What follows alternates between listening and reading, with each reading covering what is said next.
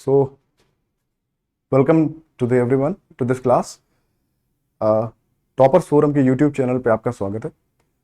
आपको पता है कि टॉपर्स फोरम लखनऊ का एक प्रतिष्ठित संस्थान है जो आपको यूपी ट्रिपल एससी और वनडे एग्जाम्स जो होते हैं आपके, चाहे यूपीएसआई हो, एसएससी हो, इन जैसे प्रतिष्ठित एग्जाम्स के लिए आपका टॉपर्स फोरम सबसे बेस्ट प्लेटफॉर्म है, जहां पर आप ना सिर्फ आकर के उन कॉन्सेप्ट्स को भी समझ सकते हैं जो कॉन्सेप्ट आपको एग्जाम में बहुत क्या करते हैं, एक तरीके से देखते हैं, जो बहुत जटिल कॉन्सेप्ट होते हैं उनको एक बेहतर तरीके से समझाया जा सकता है। एक अच्छी टीम है टीचर्स की, तो इस टॉपर्स फोरम में आप जरूर आइए और एक बार आप आकर के देखिए कि कैसे यहाँ पे पढ़ाया जाता है और कैसे आपको नियमित टेस्ट मिलते हैं जो आपकी एग्जाम्स में भी आते रहते हैं और एग्जाम्स में आपकी मदद भी करते हैं। ठीक है, तो वैसे ही एक टेस्ट सीरीज आपके साथ लेकर के आया हूं जो डिस्कस करेंगे जो आपके क्वेश्चंस आ भी चुके हैं और वैसे ही क्वेश्चन आने की संभावना है। ठीक है, तो आइए डिस्कस करते हैं और शुरू करते हैं इस टेस्ट सीरीज को।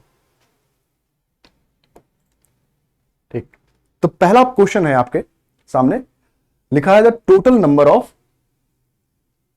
Number of ministers in the cabinet including the prime minister can not exceed.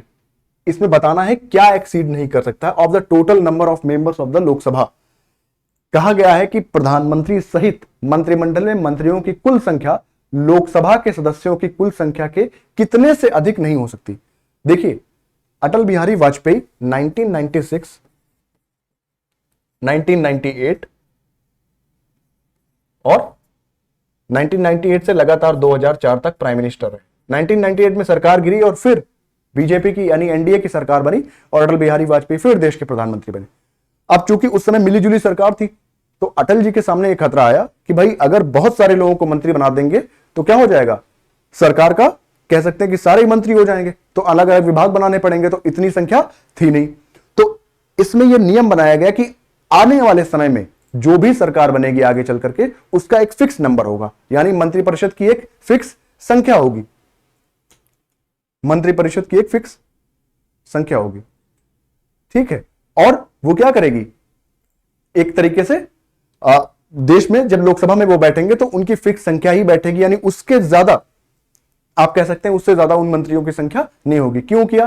क्योंकि करप्शन करना कम करना था, भ्रष्टाचार को कम करना था।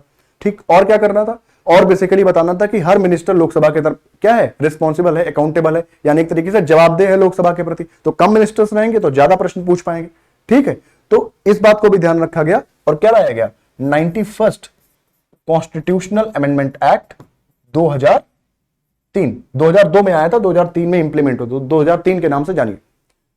तो 2003 में क्या है, 91st कॉन्स्टिट्यूशनल अमेंडमेंट आया। इसमें क्या फिक्स कर दिया गया, लोकसभा के सदस्यों की संख्या फिक्स कर दी गई, और कितनी कर दी गई, लगभग 15% के आसपास कर दी गई। तो 15% इज द राइट आंसर। इस बात को याद रखिए। कब आया था, 91st कॉन्स्टिट्यूशनल अमेंडमेंट एक्ट 2003। आगे चलते हैं, लिखा है कि in which year the Sadler commission was appointed to study the report on the problem of university education in India.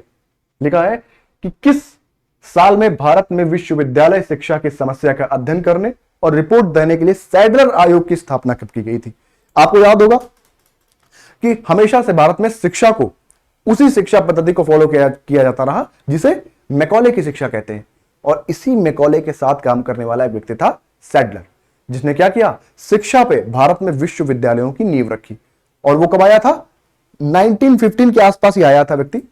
और यह कहा जा सकता है कि 1915 में जब आया और इसने क्या किया, देखा कि भारत में क्या हो रहा है, ओरिएंटलिस्ट और एंग्लिसिस्ट यानी आंग्लवादी और जो भारत को समर्थन करने वाले लोग थे उनके बीच में क्या चल रहा है, एक तरीके से प्रतिद्वंद्विता चल रही है कि किसकी व्यवस्था आगे बढ़ाई जाए। और इसने मैकॉले की बातों को आगे बढ़ाते हुए इंग्लिश एजुकेशन सिस्टम को लागू किया। और कब लागू किया, साल 1917, यानी वर्ष 1917 यानी ईयर 1917 में इसको लागू किया। ठीक, तो सैडलर कमीशन से आपसे कोई प्रश्न पूछे तो कब आया था, 1917 में आया था। ठीक, आगे चलते हैं। देखिए, उसके बाद लिखा है which gas makes up the majority of earth atmosphere. आपको याद होगा जब पहले टेस्ट में हमने बात की थी, इसके पहले जो हमारा टेस्ट हुआ था उसमें भी बात हुई थी इस विषय की कि कौन सा मेजॉरिटी, कौन सी गैस ऐसी है जो आपके एटमॉस्फेयर में मेजॉरिटी शेयर होल्ड करती है। वो कौन सी है, सबको पता है भाई, नाइट्रोजन। तो आपको पता होगा सबसे पहले क्या आता है, नाइट्रोजन आता है, N2। ठीक, उसके बाद अच्छा देखने वाली बात यह भी, अगर आपको नहीं भी पता है तो आप ये भी समझ सकते हैं कि नाइट्रोजन क्या करती है, किससे होती है, हर एक, आप देखिए कार्बन डाइऑक्साइड आप भी छोड़ते हैं। ठीक, आप क्या लेते हैं, ऑक्सीजन लेते हैं, कार्बन डाइऑक्साइड छोड़ते हैं। तो अब इंसानों की संख्या ज्यादा है तो नाइट्रोजन कैसे हो सकती है, तो प्रश्न यही उठता है ना। लेकिन इंडस्ट्रीज से निकलने वाला धुआं नाइट्रोजन की संख्या को बढ़ाता है, इस वजह से N2 यानी नाइट्रोजन क्या होगा, सबसे हाईएस्ट मेजॉरिटी होल्ड करती है कहां पे, एटमॉस्फेयर में। तो 43 का बी ऑप्शन सही हो जाएगा। ठीक, आगे चलते हैं। लिखा है कि विधान परिषद की सदस्यता के संदर्भ में निम्नलिखित में से कौन सा सही है। आपको पता है विधान परिषद क्या होते हैं, हर राज्य विधानसभा अगर चाहे तो वो नियम बना सकती है राज्य विधान परिषद के लिए, यानी विधान परिषद को क्रिएट भी अगर करना है तो पहले विधानसभा में प्रस्ताव पास होगा, फिर वो लोग देश की संसद में जाएगा और देश की संसद क्या करेगी, उसे पास करेगी सिंपल मेजॉरिटी, साधारण बहुमत के साथ, और पास कर देगी तो फिर क्या बन जाएगा, विधान परिषद। यानी विधान परिषद को बनाने की शक्ति किसके पास है, पहले विधानसभाओं के पास है, फिर संसद के पास है। तो क्या अब इसमें प्रश्न पूछ रहा है विधान परिषद के मामले में क्या पूछ रहा है कि 1/2 members are elected from an electoral college consisting of graduates. तो क्या कह सकते हैं, ये बिल्कुल सही बात है। ठीक, हाफ मेंबर्स क्या कह सकते हैं एक तरीके से, ग्रेजुएट भी क्या करते हैं, शिक्षक विधायक होते हैं जिनको आप शिक्षक विधायक कहते हैं। ठीक है, और वही शिक्षक विधायक क्या करते हैं, नियुक्त करते हैं। ये जो आपके ग्रेजुएट्स हैं, जब आप ग्रेजुएशन पास करके जाएंगे तो आपको क्या MLC यानी मेंबर ऑफ लेजिस्लेटिव काउंसिल में इलेक्शन में पार्टिसिपेट करना होगा। ठीक है, और वो इलेक्शन किसको चुनेगा, MLCs को चुनेगा। तो पहला ऑप्शन क्या हो गया, सही हो गया। दूसरे में कह रहा है half members are elected from electoral college consisting of secondary school teachers residing in that state within minimum 3 years of experience. कह रहा है कि 1/12 समझिएगा, यहां पे पहले कह रहा है कि 1/12 जो हिस्सा होगा वो कौन चुनेगा, हमारे ग्रेजुएट्स चुनेंगे। यानी आप ग्रेजुएशन करके आए, आपने चुनाव में किसके पार्टिसिपेट किया, शिक्षक विधायक के। तो एक तो हो गया जो कहां से आएगा, कॉलेजेस से आएगा, और एक होगा टीचर्स का पार्टिसिपेशन किसमें, लेजिस्लेटिव काउंसिल में, वो टीचर्स के द्वारा चुना जाएगा। यानी 1/12 हिस्सा कहां से आएगा, टीचर्स से आएगा। और क्या कह रहा है, members are elected from electoral college consisting of secondary school teacher. ठीक है, सेकेंडरी स्कूल कौन सा होता है भाई, 11th-12th वाले।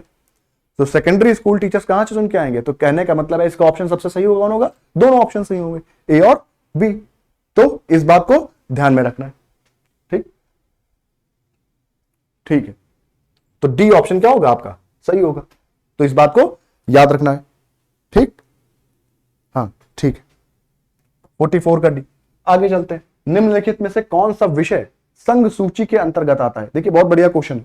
विच of the following subjects are comes under the union list. उससे पहले यह समझ लेते हैं कि 3 प्रकार की लिस्ट होती है। एक होती है यूनियन जिसको आप कहते हैं संघ, एक होती है स्टेट लिस्ट जिसे आप कहते हैं राज्य सूची, और एक होती है कॉन्करेंट लिस्ट जिसे आप कहते हैं समवर्ती। ठीक, जिसे समवर्ती सूची कहा जाता है। और ये 3 लिस्ट क्या करती है, जैसे यूनियन लिस्ट पे अगर कोई सब्जेक्ट होगा, संघ सूची में कौन होगा, तो पार्लियामेंट नियम बनाएगी, संसद बनाएगी। और स्टेट लिस्ट का सब्जेक्ट होगा तो राज्य विधानसभा क्या बनाएगी, उस पर नियम बनाएगी, कानून बनाएगी उस विषय में, जो उस सूची में विषय दिए होंगे। और कॉन्करेंट लिस्ट में कौन बनाएगी, समवर्ती सूची में कौन नियम बनाएगा या कौन कानून बनाएगा, दोनों बना सकते हैं। राज्य भी बना सकता है, यानी राज्य विधानसभाएं, और पार्लियामेंट यानी संसद बना सकती है। ठीक है, तो इसमें पूछा गया है कौन सा विषय संघ सूची के अंतर्गत आता है। Which of the following subjects comes under the union list. ठीक है, आप खुद अंदाजा लगा सकते हैं इस बात का कि क्या कौन सा आया होगा। देखिए फॉरेस्ट, जंगलों के लिए कानून कौन बनाता है, जंगलों के कानून आपको पता है कि जितने भी वन है, एक विभाग की रिपोर्ट आती है, विभाग की रिपोर्ट तो राज्य भी जारी करता है, और कौन जारी करता है, स्टेट भी, सॉरी पार्लियामेंट यानी केंद्र भी जारी करता है। ठीक, तो अलग अलग रिपोर्ट्स आती हैं राज्यों की। तो क्या कह सकते हैं, ये इस पे कानून दोनों बना सकते हैं। उसके बाद क्या है, prevention of cruelty to animals, ये भी क्या है, यूनियन लिस्ट का सब्जेक्ट नहीं है। ठीक, और क्या है, बैंकरप्सी एंड इंसॉल्वेंसी कोड, तो इसको भी क्या करना है, इस पे भी कौन नियम बनाते हैं, दोनों सरकारें बना सकती हैं। यानी इंसॉल्वेंसी यानी दिवालियापन पे किसी को अगर नियम बनाने हैं तो कौन बना सकता है, दोनों सरकारें बना सकती है।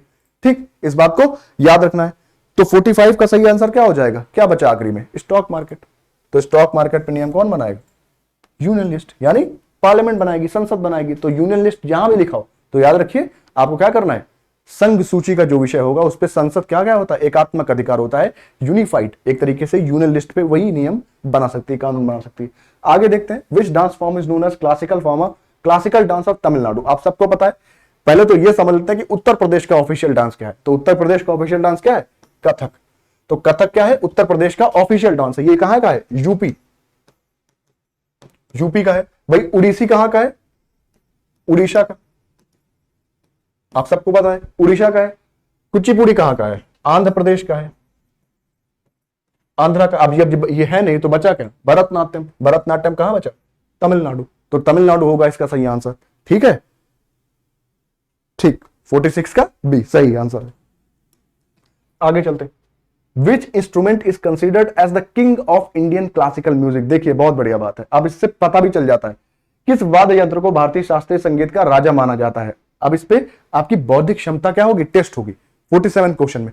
इसको चाहे अगर आपको नहीं भी आता है तब भी क्या कर सकते हैं? हाँ बिल्कुल सही, ठीक। तो क्या कर सकते हैं? समझ सकते हैं कैसे? आपको पता है हमारे यहां ज्ञान की देवी क्या मानी जाती है? सरस्वती जी। और जब ज्ञान की देवी सरस्वती जी मानी जाती है तो सबसे पवित्र क्या माना जाएगा? क्या क्या बजाते हुए? वीणा बजाते हुए पाई जाती है ना सरस्वती जी की। जब तस्वीर देखते हैं तो इसमें क्या होगा? सही ऑप्शन सितार।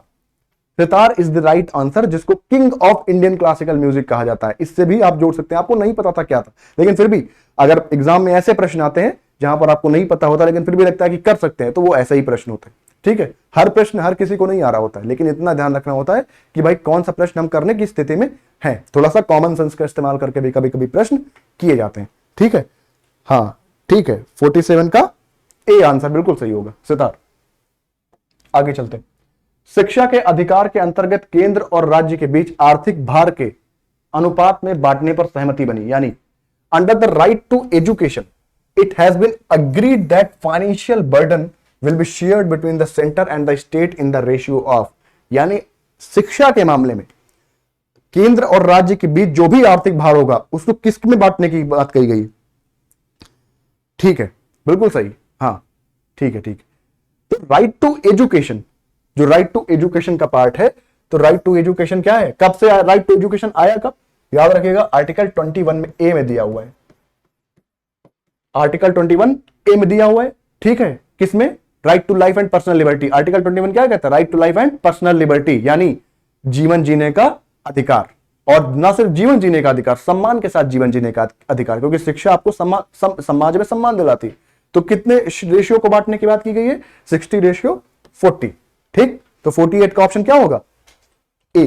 ठीक, हाँ ठीक है, 48 का ऑप्शन ए होगा, बिल्कुल सही। 60:40 में बांटने की बात कही गई। आगे देखिए, लिखा है किस मामले के कारण ऐसा माना जाता है कि आपातकाल की घोषणा की गई? किस मामले के कारण? किस मामले के कारण आपातकाल की घोषणा की गई, ऐसा माना गया? राष्ट्रीय आपातकाल लगाया कब गया था? याद रखें, हमारे देश में नेशनल इमरजेंसी यानी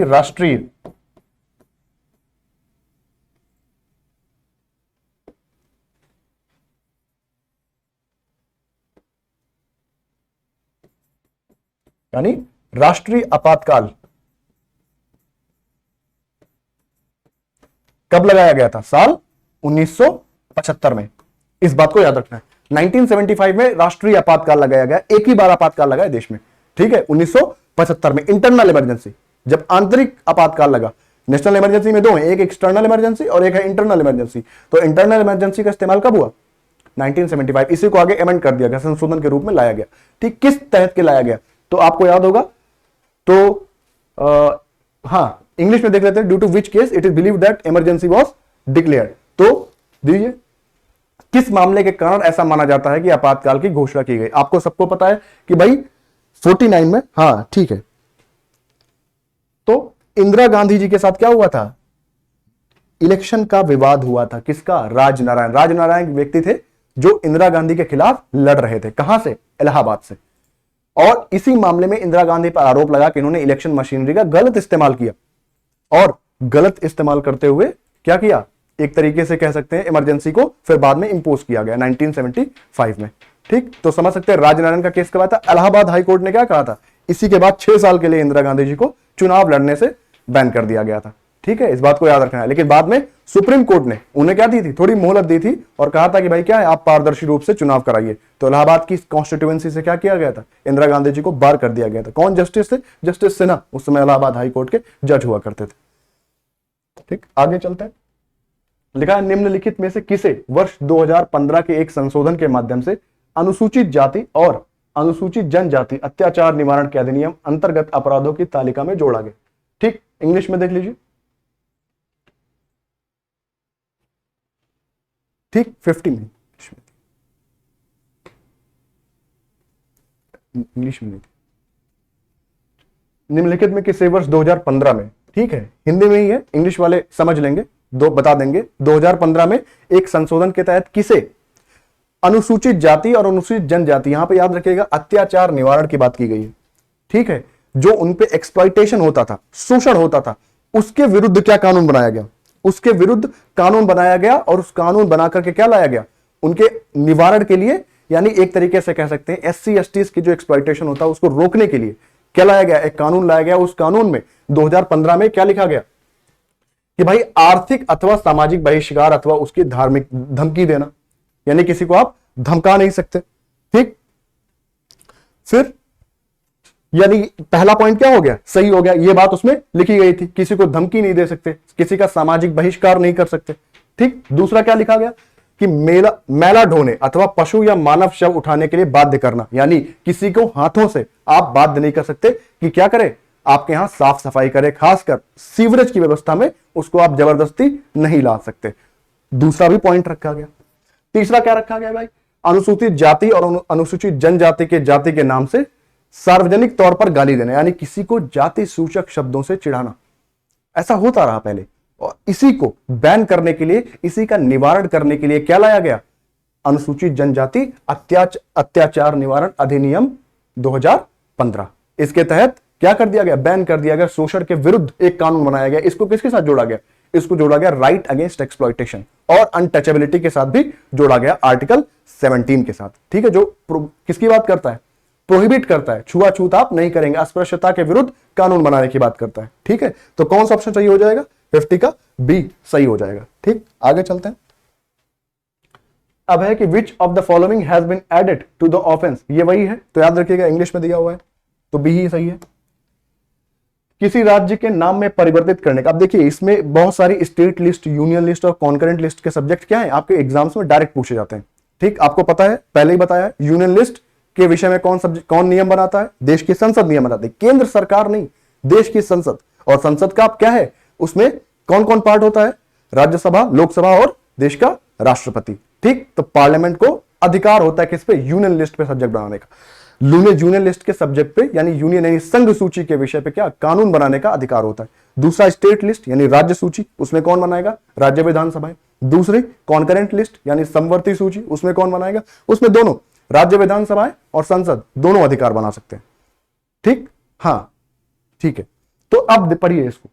with reference to the change of name of a state, आपको पता है नेम चेंज करने की बात कहां की गई, फर्स्ट और फोर्थ शेड्यूल में बात की गई है, आर्टिकल 4 में। ठीक है, उसमें अमेंडमेंट की बात की गई है। तो जब भी आप नेम चेंज करें किसी का, तो फर्स्ट और फोर्थ शेड्यूल क्या कहता है, राज्यसभा में सीट्स के एलोकेशन की बात करता है। ठीक, तो इसको आगे पढ़ेंगे। नेम ऑफ द स्टेट को चेंज करना है, which of the following is correct, तो लिखा है किसी राज्य के नाम परिवर्तन के संदर्भ में निम्नलिखित में से कौन सा सही हो सकता है।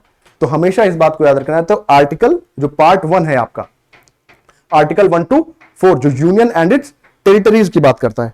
ठीक, हमेशा उसको ध्यान रखना है कि जब भी स्टेट से कंसर्न आएगा तो उसी में बात की जाएगी। तो पढ़ लेते हैं एक बार। The parliament has the privilege to change the name boundary its sector of the state and only, बिल्कुल सही बात है। किसके पास अधिकार है, और संसद के पास अधिकार है, और संसद के पास ही अधिकार है, और किसी के पास अधिकार नहीं है। यानी राज्य विधानसभाओं के पास कोई अधिकार नहीं है किसी राज्य का नाम परिवर्तित करने का। हाँ, वो जिलों के नाम बदल सकते हैं, ठीक है, किसी जगह का नाम बदलना हो तो राज्य विधानसभाएं कर सकते हैं, लेकिन अगर किसी प्रदेश का नाम बदलना हुआ या नया प्रदेश क्रिएट करना हुआ या किसी को शामिल करना हुआ तो किसके पास अधिकार है, पार्लियामेंट के पास अधिकार है। और यह अधिकार क्या है, यूनिफाइड है, यानी एक ही संसद के पास अधिकार है। भारत की जो पार्लियामेंट है संसद के पास अधिकार है, यानी इसके पार्टी कौन है इसमें, केंद्र सरकार, यानी केंद्र सरकार की सहमति पे होगा।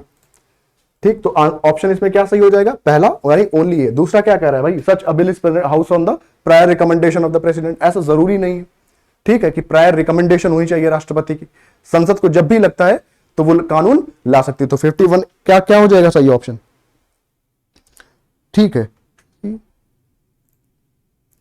ठीक है, इस बात को याद रखिएगा, प्रायर रिकमेंडेशन, लेकिन आपको ये भी ध्यान रखना कि बोथ ए और बी भी हो सकता है।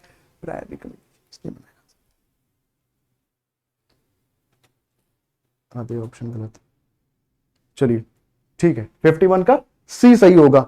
देख होता है कि भाई पार्लियामेंट जब आप पास करते हैं नियम तो राष्ट्रपति की सहमति की आवश्यकता होती है। ऐसा बनाया गया कि क्या है, राष्ट्रपति एक तरीके से रबर स्टैंप का काम करता है। ठीक, आर्टिकल 75 में क्या दिया है कि प्राइम मिनिस्टर और काउंसिल ऑफ मिनिस्टर की सहमति पे काम करेगा। ठीक है, तो वो सहमति किसके साथ जोड़ दी जाती है, रिकमेंडेशन के साथ जोड़ दी जाती है, सलाह पे काम करेगा मंत्रिपरिषद की। और यहाँ पे मंत्रिपरिषद की सलाह पे या कैबिनेट पे नहीं है, लेकिन इंटरनल इमरजेंसी जब लगाई जाएगी तो कैबिनेट की सलाह पे लगाई जाएगी, इस बात को याद रखिएगा। तो ऑप्शन क्या सही होगा, सी, क्योंकि राष्ट्रपति की सहमति जरूरी है। किस लिए जरूरी है, क्योंकि राज्य बनाना है, आपको नाम चेंज करना है किसी राष्ट्र देश का, सॉरी प्रदेश का। आगे चलते हैं, what is mean by self liquidating loan. पहले तो ये समझ लेते हैं मतलब क्या होता है इसका। स्वस्वामित्व ऋण, आप अपने आप समझ जाइए ना भाई, क्या लिखा है, स्वसमाप्ति ऋण, जो अपने आप खत्म हो जाता है।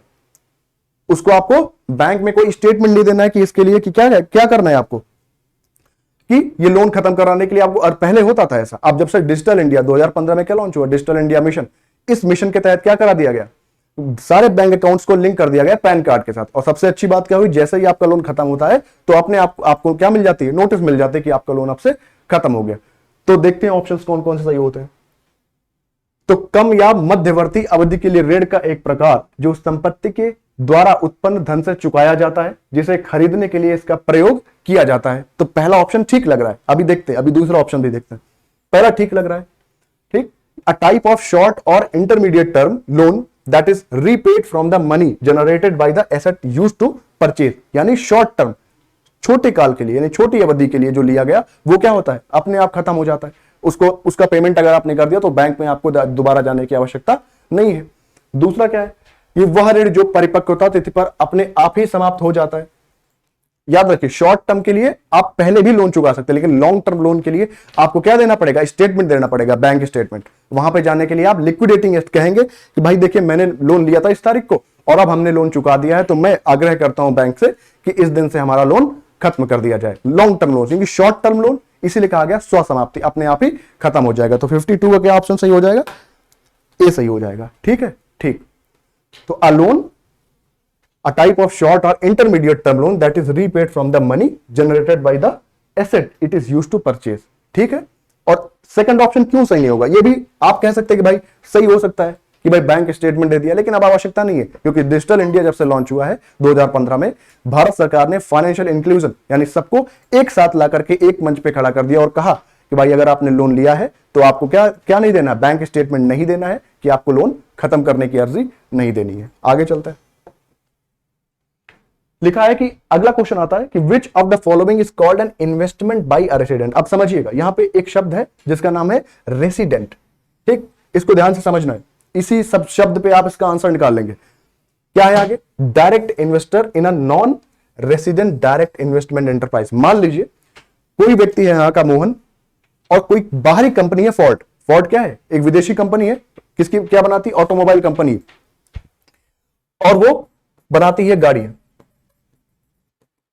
अब मोहन ने इन्वेस्ट किया किसमें, ऑटोमोबाइल इंडस्ट्री में, और क्या कहा कि भाई अब क्वेश्चन आपसे पूछ रहा है which of the following is called an investment, यानी रेसिडेंट, भारत का नागरिक है लेकिन कहां इन्वेस्ट कर रहा है, फोर्ड में इन्वेस्ट कर रहा है।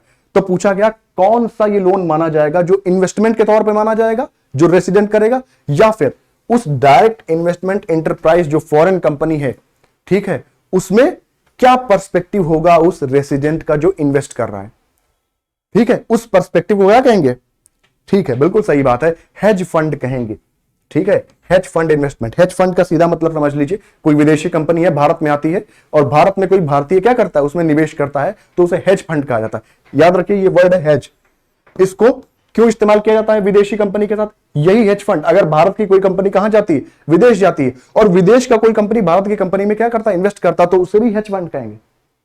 ये भी क्लियर रखिएगा।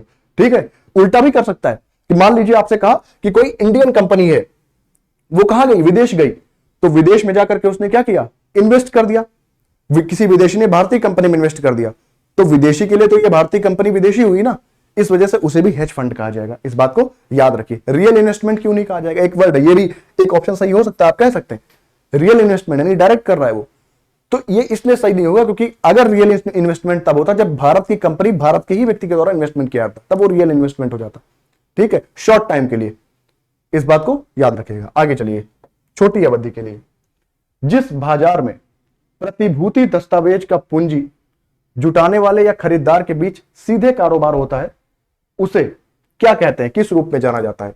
The market in which security documents are traded directly between fund raiser and the buyer is known as.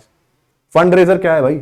Fund razor वही है जो पैसा क्रिएट करते हैं मार्केट में, यानी एक तरीके से एक कंपनी बनाते हैं और कहते हैं भाई ये कंपनी आपके लिए ये सुविधाएं देगी, तो हम इसके लिए क्या चाहते हैं? आपसे फंड चाहते हैं। हाँ बिल्कुल ठीक बात है। ठीक, fund raiser and buyer. Buyer कौन है? आप लोग खरीदार हैं। एक कंपनी स्टैब्लिश हुई, आपसे कहा कि भाई आपको क्या देंगे? अच्छी सड़कें देंगे, और कहा अच्छी सड़कों को साफ करने के लिए हम क्या करेंगे? हम ये ऐसी व्यवस्था लागू करेंगे कि कोई व्यक्ति अगर इस पे क्या करता है, गंदगी करता है, हम उस पर क्या करेंगे? चालान लगाएंगे, फाइन लगाएंगे। तो उसको क्या कहेंगे? उसने फंड रेज किया, आपसे पैसा भी लिया, उस पैसे के लिए रोक अलॉट की और उन लोगों को सिक्योरिटी पे लगा दिया, भाई जो भी व्यक्ति थूकते हुए या गंदगी करते हुए मिल जाए रोड पे, उसको क्या करना? उठा के अंदर कर देना, पकड़ लेना है। उसको क्या कहते हैं? ठीक है, हाँ बिल्कुल सही बात है। 54 का डी, उसको कहेंगे प्राइमरी मार्केट। समझिए क्यों मैंने एग्जांपल क्यों दिया रोड का? क्योंकि रोड क्या है? एक तरीके से राज्य बनाती है आपके लिए, या फिर क्या है? पीडब्ल्यूडी, जिसको भी आप कहना चाहें। तो अगर मान लीजिए ये राज्य को एक तरीके से, एक थोड़ी देर के लिए समझ लीजिए कि एक प्राइवेट कंपनी है, और एक प्राइवेट कंपनी क्या कर रही है? The market in which security documents, जो आपकी प्रतिभूति दस्तावेज होते हैं, are traded directly between the fund raiser and the buyer. यानी फंड रेजर वो इकोनॉमिक पर्सपेक्टिव जो एक मार्केट को रन करता है, क्या होता है वो? Fund raiser.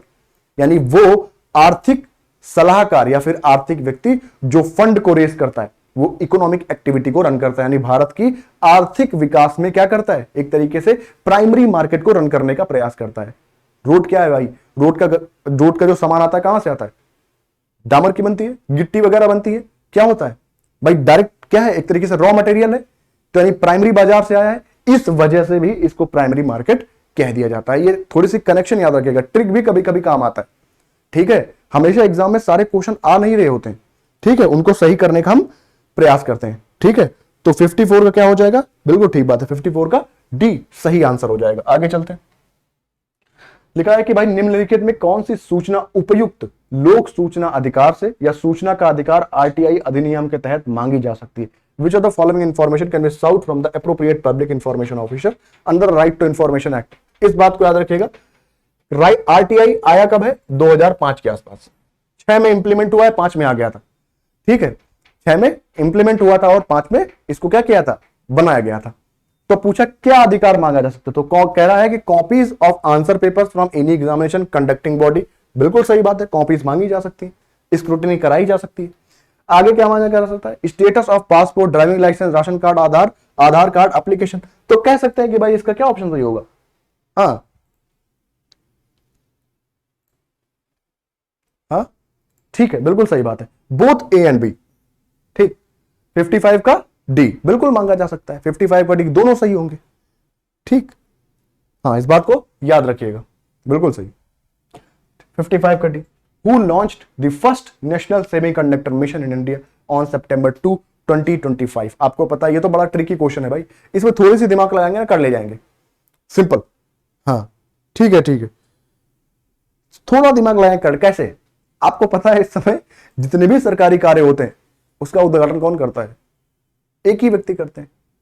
उनके चेहरे पर लाइट होती है, गाड़ी से भी चलते हैं तब भी लाइट होती है। हाँ, एक तरीके से देखते हैं आप, तो कौन किया है? अंदाजा लगा लीजिए, भारत के प्रधानमंत्री श्री नरेंद्र मोदी, इन्होंने किया है। और भारत की सेमीकंडक्टर इंडस्ट्री, पहली भारत की सेमीकंडक्टर चिप भी बनकर के तैयार हो गई, जिसको क्या कहा गया? परम कहा गया। ठीक है, इस बात को याद रखिएगा। पहली सेमीकंडक्टर कौन सा है बनकर के तैयार हुई चिप? जिसको परम कहा गया है, इस बात को याद रखिएगा। क्या है? करंट अफेयर से क्वेश्चन है। सेमीकंडक्टर मिशन शुरुआत की और नेवल प्राइम मिनिस्टर ने 2 सितंबर 2025 को। अभी ये करंट अफेयर से क्वेश्चन है। ठीक है, परम याद रखिएगा। आगे, Which state's chief minister was declared as the richest in India according to the ADR report of 2025?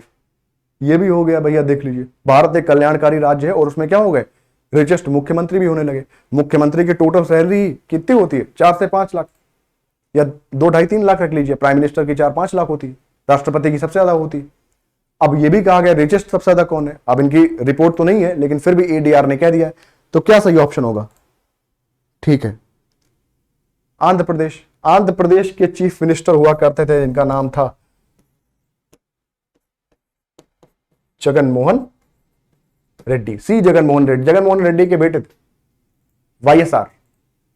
ठीक है, हाँ बिल्कुल ठीक बात है, इस बात को याद रखेंगे।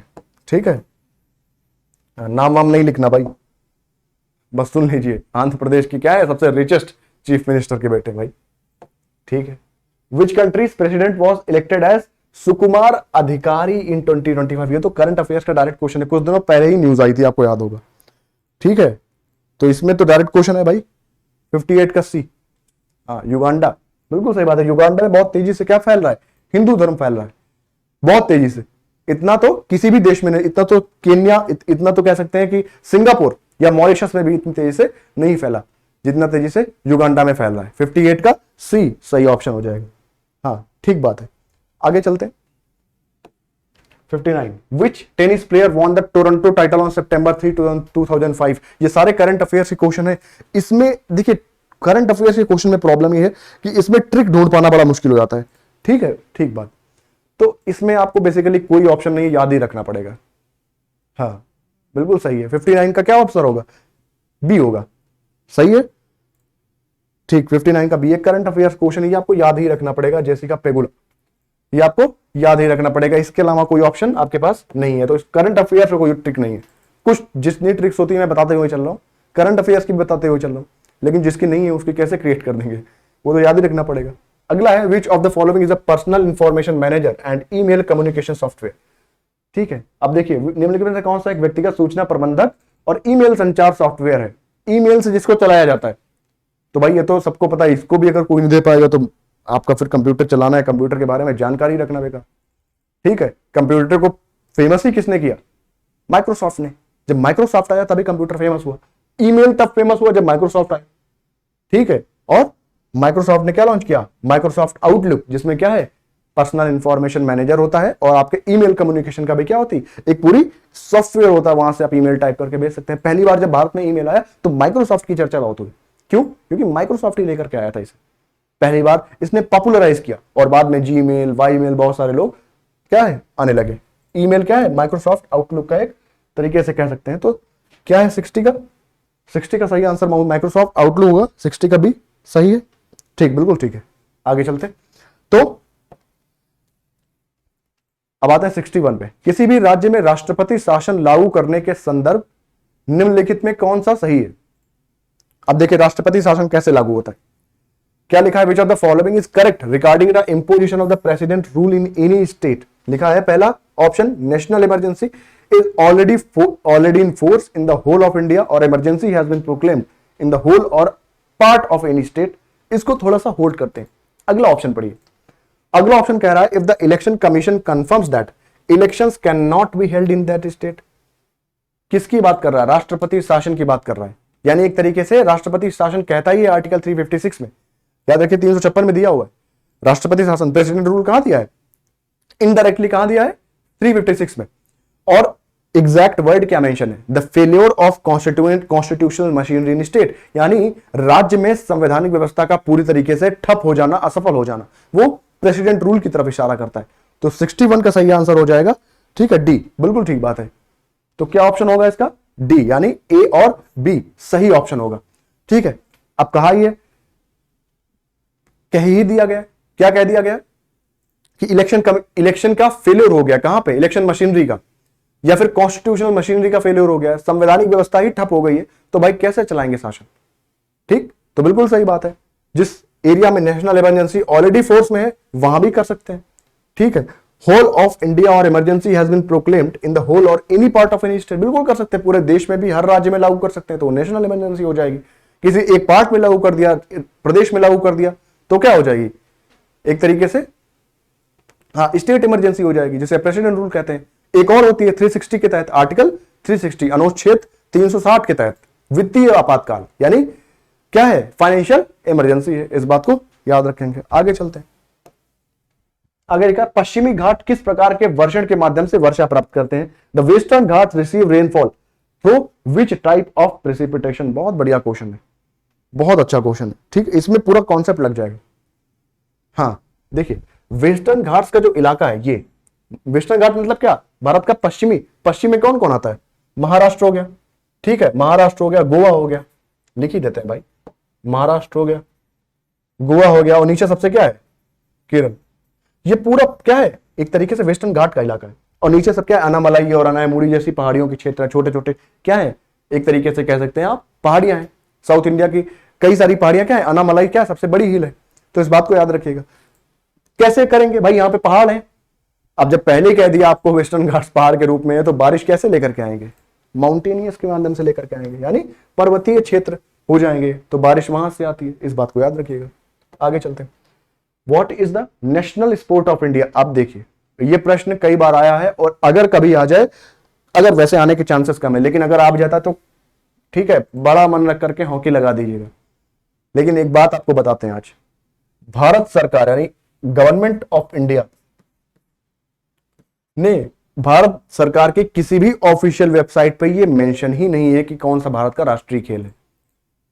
ठीक है, तो इस बात को याद रखिएगा, भारत का कोई राष्ट्रीय खेल नहीं है, हॉकी कोई राष्ट्रीय खेल नहीं है। भारत की किसी भी वेबसाइट पे हॉकी शब्द का जिक्र नहीं मिलता। तो ये क्वेश्चन ही अपने आप में कई बार पूछा गया है, लेकिन गलत है। लेकिन अगर पूछा जाता है तो बड़ा मन रख करके हॉकी लगा दीजिएगा। ठीक है, हाँ आगे रखिए। Which day is celebrated as world environment day? भाई ये क्वेश्चन जिसका गलत हो गया तो क्या बताएं। वर्ल्ड एनवायरमेंट, इतनी चर्चा होती है वर्ल्ड एनवायरमेंट पे, हाँ हर साल आता है। गर्मियों में क्या होता है? बेसिकली यूनाइटेड नेशन की समिट भी होती है, और उसी समय वर्ल्ड एनवायरमेंट डे भी सेलिब्रेट किया जाता है, जिसको कहते हैं 5 जून। 5th of June is the right answer. तो 64 का क्या ऑप्शन सही हो जाएगा? ए। ठीक है, आगे चलते हैं। ठीक बात, आगे चलते हैं। निम्नलिखित में कौन सा मामला भारत के नियंत्रक और महालेखा परीक्षक की जांच पड़ताल की वजह से विवादों में नहीं आया? अच्छा, which of the following cases did not become controversial due to investigation by the Comptroller and Auditor General of India? आपको ये पता है, कॉम्प्ट्रोलर जो भारत का कैग होता है, उसके पास अधिकार होता है किसकी? पार्लियामेंट की, या फिर क्या है, केंद्र सरकार की स्क्रूटनी का, यानी केंद्र सरकार के जो बही खाते हैं उन पर एक तरीके से उनकी जांच कर सकता है। राज्य विधानसभाओं की जांच कर सकता है, एमएलए, मिनिस्टर्स, एमपी, इन सब की जांच कर सकता है। ये सारे अधिकार किसके पास है? कैग के पास है, यानी कंट्रोलर और ऑडिटर जनरल ऑफ इंडिया, महालेखा परीक्षा। ठीक, तो पूछ रहा है कौन सा अधिकार इसकी जांच के बाद मामला सामने नहीं आया? ठीक, तो आपको याद होगा सत्यम कंप्यूटर्स केस। सत्यम कंप्यूटर केस एक ऐसा कंप्यूटर केस, देखिए याद रखिएगा, कई सारे फॉरेन पार्ट्स ये लोग लेकर के आते थे, और यहां पे जैसे आपका डेल का कंप्यूटर है, तो कई सारे पार्ट लेकर के आए और ओरिजिनल पार्ट निकाल करके फिर से उनको मार्केट में बेचते थे, और यहां लोकल मार्ट्स ला करके यहां पे कंप्यूटर्स में लगाते थे। तो केस क्या हुआ कि इतना ज्यादा इन्होंने क्या कर लिया, एक तरीके से ओवरलैप कर लिया अपना सामान, कि बाद में बिकना ही बंद हो गया। तो प्रश्न ये उठा कि भाई अगर ऐसा है, पहली बात तो आया कैसे इतने बल्क में, दूसरा है कि अगर हम खरीद भी रहे हैं तो यह भी ध्यान देने वाली बात है कि इसको भारत सरकार ने अलाउ कैसे किया। क्या वहां पे जांच नहीं हो रही थी? बिल्कुल हो रही थी। अब चूंकि जब ये कैग में चला गया तो इसकी चर्चा ही नहीं हुई। ठीक है, इस वजह से ये कभी चर्चा में आया ही नहीं, और आया भी तो 2-3 दिन की मीडिया फुटेज में जाके अपने आप खत्म हो गया। क्यों? और ये अपने आप में बड़ा स्कैम था भाई। विदेशी मार्केटों में से आप कंप्यूटर्स लाते थे, वहां के ओरिजिनल पार्ट्स निकाल करके विदेशों में बेचते थे, और ऐसे ही सत्यम कंप्यूटर क्या हो गया? सत्यम कंप्यूटर केस बन करके तैयार हो गया है। और ओवरलैपिंग का पूरा नेग्लिजेंस का मामला था, सरकार का पूरा नेग्लिजेंस का मामला। अगर सरकार चाहती तो ये केस कभी होता ही नहीं। ठीक है, हाँ पहले भी जांच की रिपोर्ट आ रहे थे। तो 65 का सही आंसर क्या हो जाएगा? 65 का सी, बिल्कुल ठीक आंसर, सत्यम कंप्यूटर केस। देखिए बहुत सारे ऑप्शन क्या है अभी आपके रिपीटेड है। सत्यम कंप्यूटर केस आया, आगे हो सकता है 2G स्कैम आ जाए, हो सकता है कभी कोलगेट स्कैम आ जाए, तो ऐसे करके प्रश्न पूछता रहता है। लेकिन हाल फिलहाल के केसों को याद रखिएगा। Who was the president of the Indian national, who was the first president? ये तो बहुत बढ़िया क्वेश्चन है भाई। कांग्रेस की स्थापना कब हुई भाई? सबसे पहले देख लेते हैं कांग्रेस की स्थापना कब हुई। ये हुई है 1885। कहां पे हुई है? ये हुई है गोकुल दास तेजपाल संस्कृत कॉलेज, मुंबई अधिवेशन में इसकी स्थापना हुई। और जब मुंबई में इसकी स्थापना हुई तो इसके पहले जनरल सेक्रेटरी कौन बने? A.O. Hume, Elon Octavian Hume, और वही कांग्रेस का क्या माना जाता है? बनाने वाला है, संस्थापक माना जाता है। लेकिन इस पूरी भारतीय राष्ट्रीय कांग्रेस में जब यह बात हुई कि भाई पहला अध्यक्ष कोई विदेशी नहीं होना चाहिए, तो किसको बनाने की बात की गई? तो किसी भारतीय को बनाने की बात की गई, और उस सभा में सबसे योग्य व्यक्ति नजर आए जिनका नाम था उमेश चंद्र बनर्जी, WC बनर्जी, और इनको कांग्रेस का पहला अध्यक्ष बनाया गया। तो क्या होगा सही ऑप्शन 66 का? 66 का सही ऑप्शन होगा बी। ठीक है, आगे चलते हैं। Which article related to the directive principles of state policy that the state shall take steps to organize village panchayats and endow them with such powers and authority as may be necessary to enable them to function as a unit of self government? मैंने आपको कई बार बताया, ठीक है, indirectly discuss किया है, class में discuss किया है। तो इस बात को याद रखिएगा कि पंचायत को पावर कौन देती है, और ये सपना किसका था? गांधी जी का, ग्राम स्वराज्य का सपना था। और ये सपना ही क्या बन के आगे चल करके भारत में पंचायती राज व्यवस्था को जिसने स्थापित किया। ठीक है, 1992 और 93 में क्या आया? एक तरीके से 73rd कॉन्स्टिट्यूशनल अमेंडमेंट एक्ट, जिसके तहत पंचायती राज व्यवस्थाओं को स्टैब्लिश किया गया, और क्या लाया गया? आर्टिकल 40। ठीक है, तो याद रखिएगा आर्टिकल 40 में सही ऑप्शन क्या हो जाएगा? अनुच्छेद 40। आगे चलते। यमुना नदी के तट पर दीनपनाह शहर की नींव किसने रखी? ये तो भाई बहुत बार क्वेश्चन आ चुका है, यूपीएसआई में भी आया, SSC में भी आया। ठीक है, लगातार वनडे एग्जाम्स में क्वेश्चन आता है, और कभी कभी यूपीपीएससी में पूछ लेता है भूले बैठ के। ठीक है, एक बार पूछा था दीनपनाह पे, उसमें आया था बेसिकली स्टेटमेंट लिख के आया था इस राजा का नाम, वो आप बताएंगे। 68 का क्या सही हो? यमुना नदी के तट पर क्या बना है भाई? यमुना नदी के तट पर तो एक ही चीज बनी है जिसका नाम है ताजमहल। तो इसका सही ऑप्शन क्या हो जाएगा? बी, शाहजहां। 68 का क्या ऑप्शन होगा? ठीक है, बिल्कुल सही बात है। बस, दीनपनाह शहर की नींव किसने रखी? ऑप्शन गलत है क्या? देखिए, इस बात को याद रखिएगा, यमुना नदी के तट पे ताजमहल भी बना है, और क्या बना है? एक चीज और है, हुमायूं कह सकते हैं भाई। इसमें सही दिया है भाई, आपके आयोग ने माना है। क्यों माना है नहीं पता है, ठीक है, देख लीजिएगा, आप एक बार चेक कर लीजिएगा। यमुना नदी के तट पर दीनपनाह शहर की नींव किसने रखी? हुमायूं ने भी रख सकती है भाई, हो सकता है आयोग ने कहां से, मुझे नहीं पता कहां से पढ़ रहा है, ठीक है, लेकिन फिर भी अगर हुमायूं ने माना, ये प्रीवियस ईयर क्वेश्चन है भाई, ऐसा ही माना है। ठीक है, तो आप यही मानिए, इसी को पढ़ करके चलिए, और नेट पे सर्च भी कर लीजिए, थोड़ा पढ़ लीजिएगा इसके विषय में। ठीक, और क्यों माना है इसको भी देख लीजिएगा। ठीक, आगे चलते हैं। आगे है कि भाई निम्नलिखित में से कौन सा भारतीय कृषि के क्षेत्र में विशेष रूप से हरित क्रांति के बाद एक महत्वपूर्ण इनपुट बन गया? यानी विच of the following has become an important input in Indian agriculture specially after the green revolution? क्या लेकर के आए थे हम यहां भारत में? हाइब्रिड। ग्रीन रिवॉल्यूशन क्यों हुआ था? ग्रीन रिवॉल्यूशन हुआ ही क्यों था? इसलिए हुआ था क्योंकि पैदावार अच्छी नहीं हो रही थी किसानों की। ठीक, अब जैसे ही हाइब्रिड सीड्स लेकर के आए, अब इसमें देखिए बहुत कंफ्यूजिंग है, बहुत कंफ्यूजिंग क्वेश्चन है। इसको करने के लिए आपको क्या करना पड़ेगा? एक ऊपर लेवल जाके दिमाग लगाना पड़ेगा। हाइब्रिड सीड्स भी हम लेकर के आए थे, ठीक है, जो HYV category, high yielding variety seeds लेकर के आए थे, जो मिक्स सीड्स है। ठीक है, हाइब्रिड सीड्स लेकर के आए, लेकिन इसमें पूछा क्या है, ध्यान से पढ़िए question. Which of the following has important input? Input मतलब किसान जो खेत में डाला जाता है, तो हाइब्रिड सीड्स तो नहीं डाले जाते ना, फर्टिलाइजर डाला जाता है। ठीक है, तो कह सकते हैं आप कि उर्वरक, यानी खेतों में जो आपकी उर्वरक क्षमता को बढ़ा दे, ये किसके तहत आया था? ग्रीन रिवॉल्यूशन के तहत आया था। तो वेस्टर्न यूपी, हरियाणा और आप देखेंगे पंजाब के क्षेत्रों में बड़े किसान पाए जाते हैं, इसीलिए ग्रीन रिवॉल्यूशन कहां आया? वेस्टर्न यूपी, पंजाब और हरियाणा के क्षेत्र में आया। इस बात को याद रखिएगा। तो फर्टिलाइजर सही ऑप्शन है, लेकिन अगर इसको थोड़ा घुमा देता कि क्या हाइब्रिड सीड्स ग्रीन रिवॉल्यूशन में आए थे, बिल्कुल सही बात है, आए थे। ठीक, आगे चलते हैं, जिनको आप हाई यील्डिंग वैरायटी सीड्स कहते थे, HYV।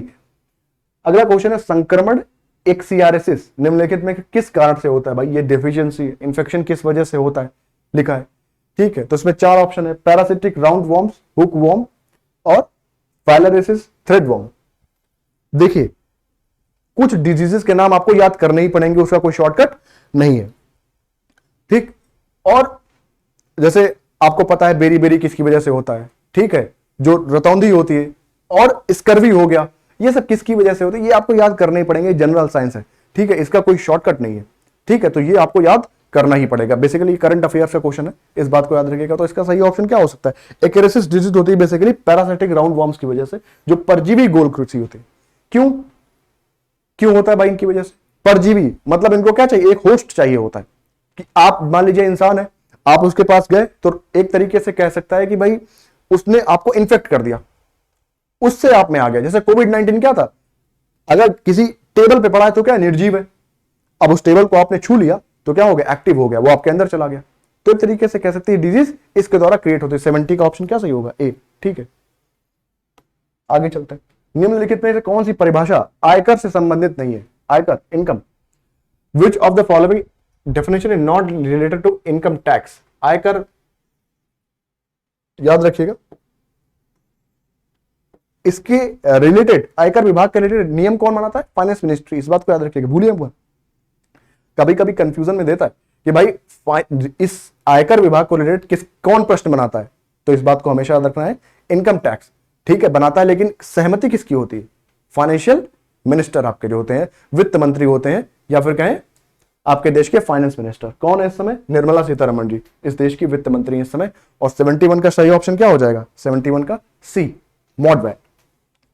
Which of the following definition not related to income tax? बिल्कुल सही बात है। सिंपल फॉर्म, असेसमेंट ईयर, यानी पिछला साल जो असेसमेंट लिया जाता है इनकम का। दूसरा क्या है? सिंपल फॉर्म, फॉर्म 1A जिसको आप सिंपल कहते हैं, जो इनकम टैक्स में भरने में काम आता है। 31C हो गया, उसको भी सिंपल फॉर्म कहते हैं। एग्जामिशन, यानी किसको किसको टैक्स में छूट मिलेगी, ये सब किससे रिलेटेड है? इनकम टैक्स से रिलेटेड है। मॉड वैट क्या है? मॉड वैट इनकम टैक्स से रिलेटेड नहीं है।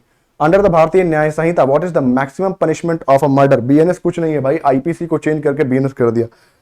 पूरे देश में हमारी एक ही उपलब्धि है कि हम नाम को चेंज करते हैं। ठीक है, हमने बहुत कुछ चीजें नहीं डाली। इंडियन पुलिस कोड 1860 को खत्म करके क्या बना दिया? भारतीय न्याय संहिता बनानी। तो अपना क्या बनाया भाई? सब तो अंग्रेजों से लेके आए। ठीक, आज भी वही व्यवस्था अपना रहे हैं। और न सिर्फ चेंज किया, बल्कि कुछ चीजें अमेंड करके, कुछ चीजें बदल करके वही पुरानी बातें लागू करती, बस नाम बदल दिया। नाम बदलने में वैसे भी भारत बहुत आगे। ठीक है, 72 का क्या होगा सही ऑप्शन? किसके तहत हत्या के लिए अधिकतम सजा क्या है? ये तो IPC के तहत। आप सुने होंगे ताजीरात हिंद के तहत हत्या के मुकदमे क्या सुना जाता है?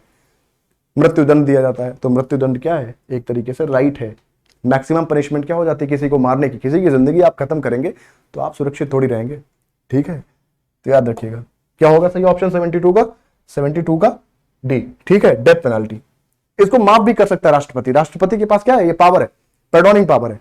ठीक है, अनुच्छेद आर्टिकल या सॉरी कॉन्स्टिट्यूशन में आपके दिया हुआ है कि राष्ट्रपति के पास पैडोनिंग पावर्स भी होती है, जो राष्ट्रपति सुप्रीम कोर्ट के निर्णय को बदल देता है। ठीक है, तो क्या हो जाएगा 72 का D is the right option. ठीक, बिल्कुल सही बात। Which section of the Bharatiya Nyaya Sanhita defines the offence of theft? चोरी के लिए भाई कौन सा होता है? हाँ, कुछ नहीं बदला है, वही सेम सेक्शन है, बस उसको नए तरीके से लिख दिया गया है। तो 73 का सी होगा। बिल्कुल सही बात है, तो सबको पता भाई 310 का मुकदमा जिसके ऊपर लग जाएगा वो क्या हो जाएगा? चोरी में अंदर हो जाएगा। 73 का क्या होगा सही ऑप्शन? बिल्कुल ठीक, सी। ठीक है, तो धारा 310। 302 लगता है तो बड़ा खतरनाक होता भाई। हाँ, सबको पता है, मर्डर। पिछला वाला जो ऑप्शन था वो किसके तहत था? 302।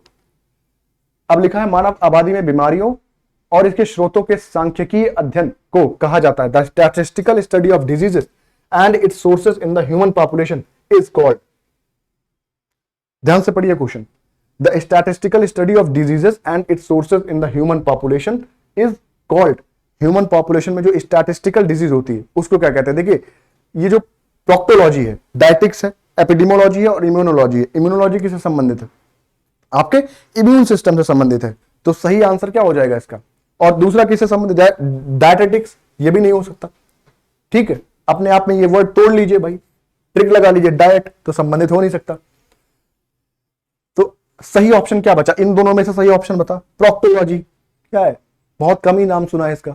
हमने एपिडेमोलॉजी का नाम बहुत सुना है। तो कभी कभी ऐसे भी ट्रिक्स काम आ जाते हैं कि भाई जब आप बात करते हैं कि हमें कुछ भी समझ में नहीं आ रहा, इस क्वेश्चन को आंसर क्या था मुझे भी पता नहीं था, लेकिन ट्रिक से आप इसको सॉल्व कर सकते हैं। तो 74 का क्या ऑप्शन सही हो जाता?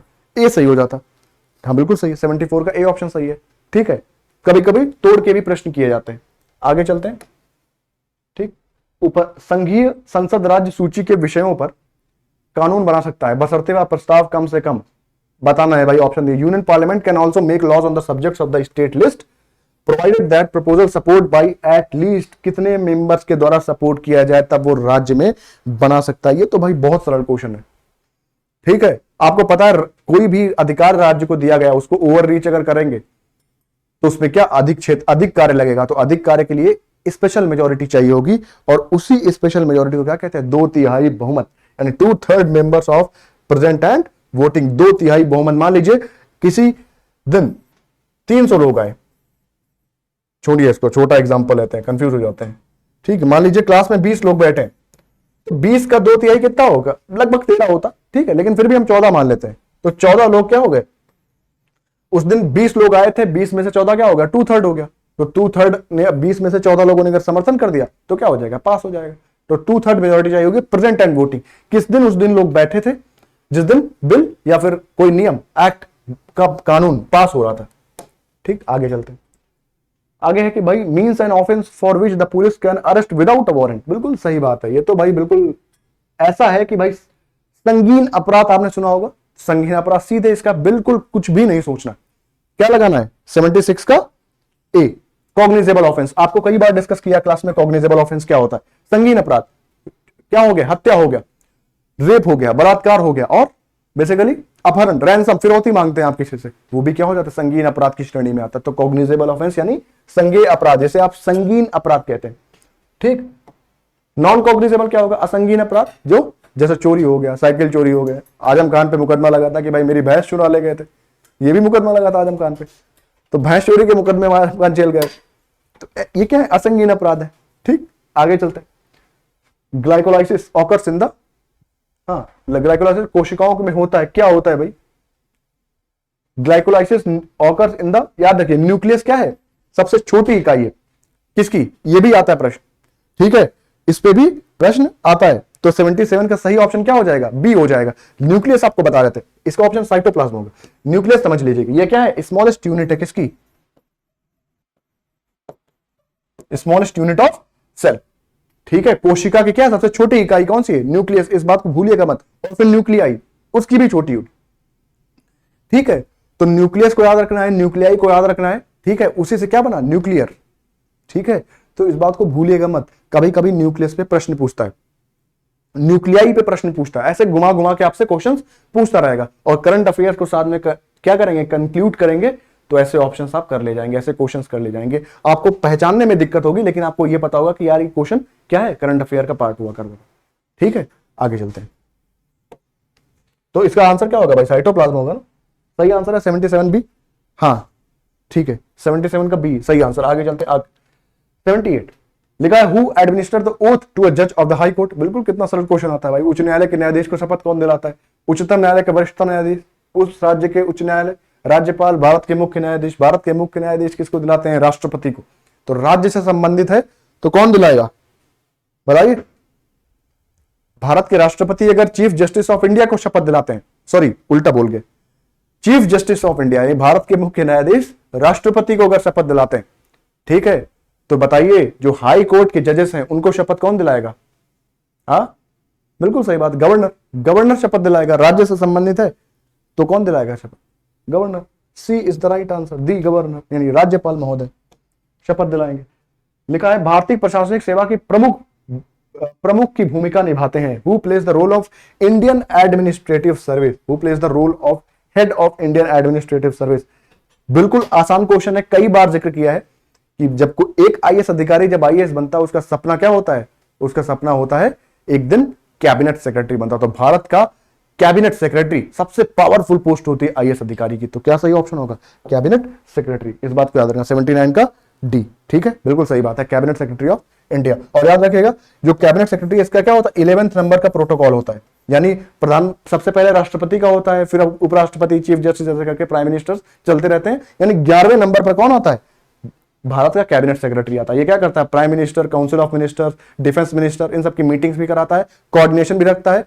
और राष्ट्रपति भवन में भी क्या होता है, इनका ऑफिस होता है।